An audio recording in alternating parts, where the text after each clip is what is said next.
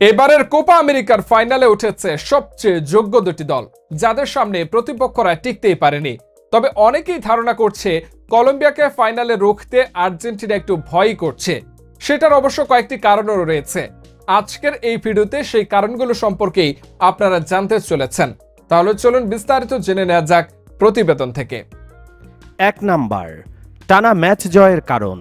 Colombia দলটি সর্বশেষ হারের স্বাদ পেয়েছিল 2022 সালে বিশ্বকাপ বাছাই পর্বের একটি ম্যাচে, যেখানে তাদের প্রতিপক্ষ হিসেবে ছিল লিওনেল স্কালোনির আর্জেন্টিনা।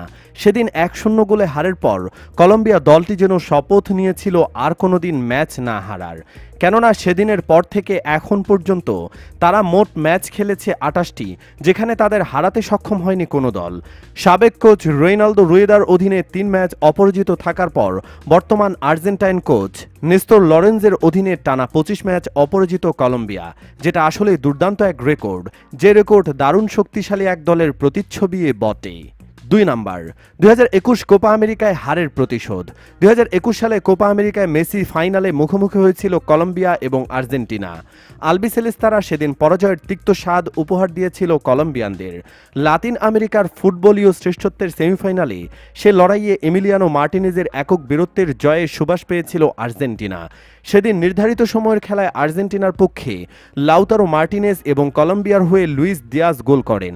ফলে 1-1 সমতায় ম্যাচ গড়ায় টাইব্রেকারে, যেখানে কেবলই এমি মার্টিনেজের রূপকথা রচিত হয়।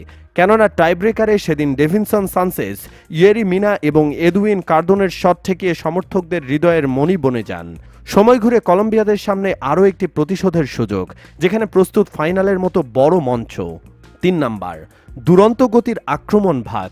জেসন রদ্রিগেজ, লুইস দিয়াস, জুয়ান কুয়াদ্রাদোদের নিয়ে গড়া দারুণ এক আক্রমণ ভাগ রয়েছে কোচ নেস্তোর লরেন্জের হাতে। এই দলটির সবচেয়ে বড় শক্তি দ্রুতগতির ফুটবল খেলা। দলটি শরীর নির্ভর ফুটবলও ভীষণ পারদর্শী।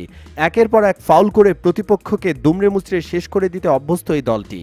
ফক্স স্পোর্টসকে দেয়া এক সাক্ষাৎকারে লিওনেল মেসি বলেন, তাদের আক্রমণ ভাগে যথেষ্ট বৈচিত্র্য রয়েছে এবং তারা দুর্দান্ত ছন্দে রয়েছেন।